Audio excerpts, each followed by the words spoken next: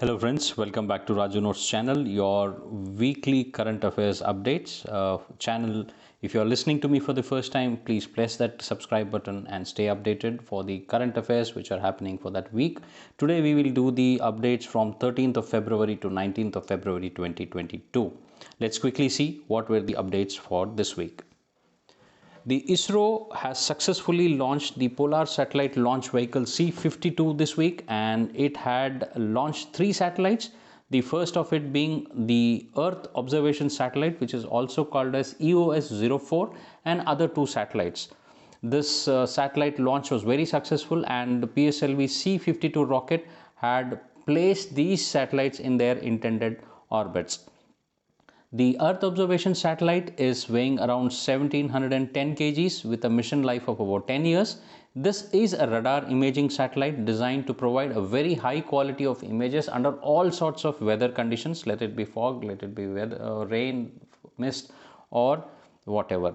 The liftoff took place from Shar, and this was the first successful launch of ISRO for the year 2022. We know that because of the pandemic, many of the ISRO launches were cancelled last year.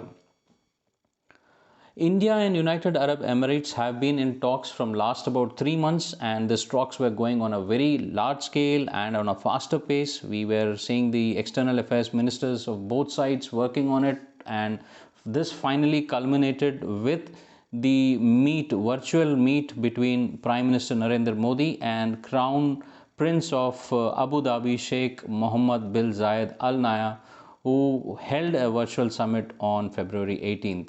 And I think that is where it was finally nailed it, and the CEPA finally took into some shape. We will just discuss that in a while from now.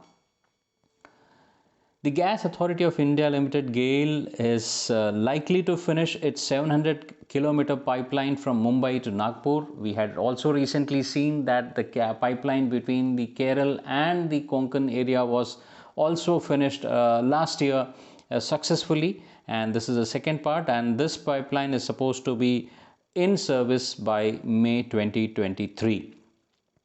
And as part of the Urja Ganga project, the GAIL is now planning to connect Srinagar via Jammu pipeline for this friendly gas to Kashmir Valley. We know that as of now, the gas is transported by a train and road to this place, and due to various climatic reasons and the disruptions in the roadways, the people of Srinagar generally undergo a lot of trouble as far as the gas is concerned. So in case this pipeline comes through, then India would be in a better place to give the overall development in areas like Srinagar in future.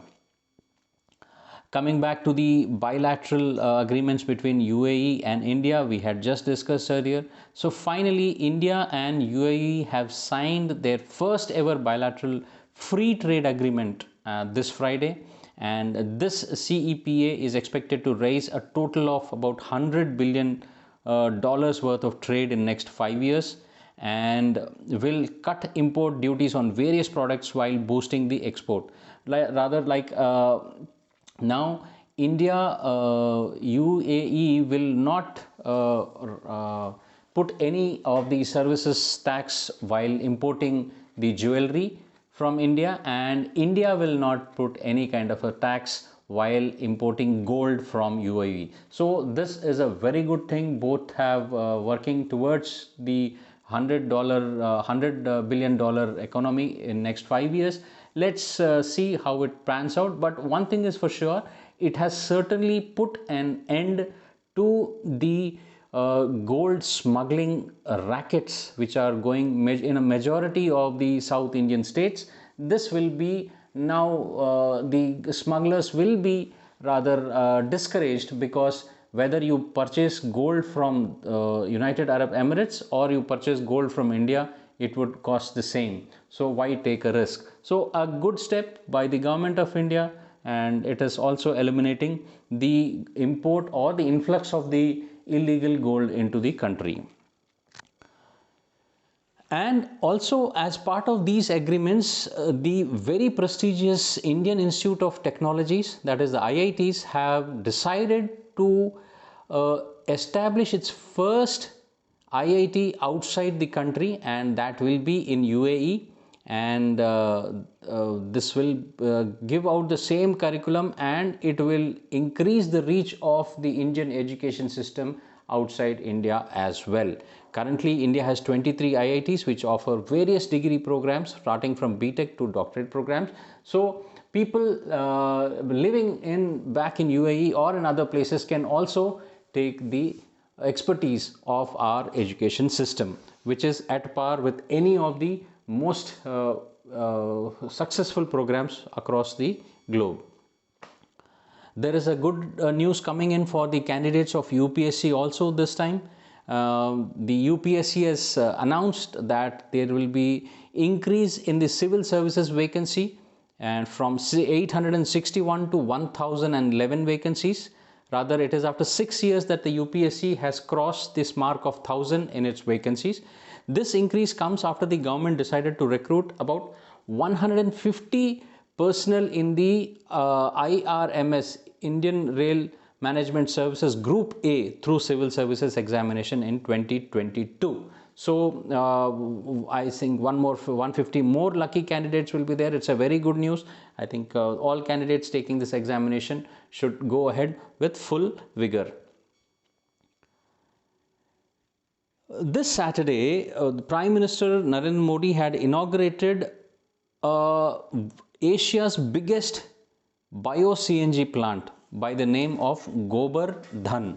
And this becomes not only the biggest plant in Asia, but also it helps Madhya Pradesh Indore city, in which it has been established at a cost of 150 crores, that this plant can treat about 550 tons of wet organic waste per day, and not only treating it but also making around 17,000 kgs of CNG per day. And it's such a beautiful thing. Probably all the vehicles now running in Madhya Pradesh will start utilizing this CNG free of cost, and this will not only reduce the carbon emissions but also the pollutions, and probably encourage the other states to follow the same way.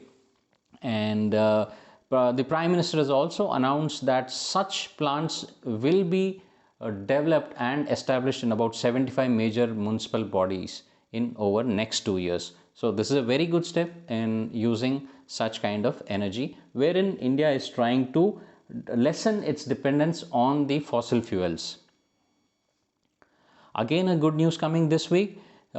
India has won the rights to host the 2023 International Olympic Committee session in Mumbai, and this is happening after 1983, where the IOC's session was held. So it's a proud moment for us, and probably this will put India somewhere in that sporting event chart with the other nations. A good news for India.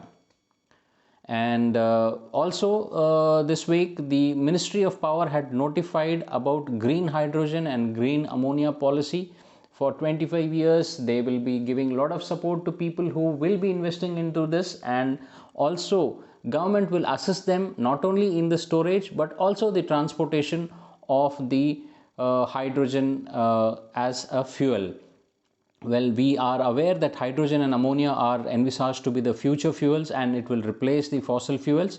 And we are aware that the hydrogen is 3 times more effective than our present petrol and diesel. So how does this thing work? Well, the energy produced from the renewable energy sources like that of wind energy, solar energy, or the water energy, this energy will be utilized for the plants wherein the water will be fed through the electrolyzer. The electrolyzer will divide the water into hydrogen and oxygen molecules separately. The oxygen can be released back into the air or can be used for any other industrial or medical purposes, and whereas the hydrogen can be compressed and stored. Well, this stored hydrogen can also be easily carried and transported from one place to another place, and where it can be used for industrial works. So that is what is the government of India's plan. We are trying to achieve to be the world leader by 2030, wherein India becomes the topmost leader for hydrogen fuel. We are already aware that India is slowly moving away from the petrol and diesel types of transportation to that of more renewable kind of energy, and also methanol and ethanol. So this is also a step ahead of it. Let's see how successful this becomes. And finally, before I wrap up this edition of the update, we have been going through with the constant rumors, inputs, and other things between the tensions what have been created between Ukraine and Russia. Both have their own pros and cons. That is a different subject altogether. But as of now, we know that though Russia has deployed itself ahead and is all poised to attack, but if we think properly, this is more of a facade which has been created from all the sides. Russia may be planning something else, and this is a point what it wants to see. By the time we realize that there was something which is happening on the other side. This is completely my analysis. I could be wrong, but Russia would not do anything stupid, I must say, to get the world sanctions, which are already people are pouncing on to Russia. And US and other NATO countries would not do anything foolish that can escalate the present situation into a higher thing. So it is a wait and watch situation, and I feel that it will die down on its own. And so not a major thing as of now, but in case something escalates, we will cover it very in detail in subsequent classes. And finally, the India and domestic, we have seen a lot of elections going on, and all those controversial issues which I generally don't cover, maybe you will not see them the moment the elections are over. So please don't get into that. Focus and concentrate on the things which matters to you the most. Well, that is all, friends, I have in this week's edition. Please take 1 minute of your time and click that subscribe button to encourage me and help me spread this news with more and more students. Or if you just want it for the general knowledge sake, please subscribe to my channel and help me. And I wish you a good health, and please take care in this COVID times. Wear your mask and stay safe. Thank you.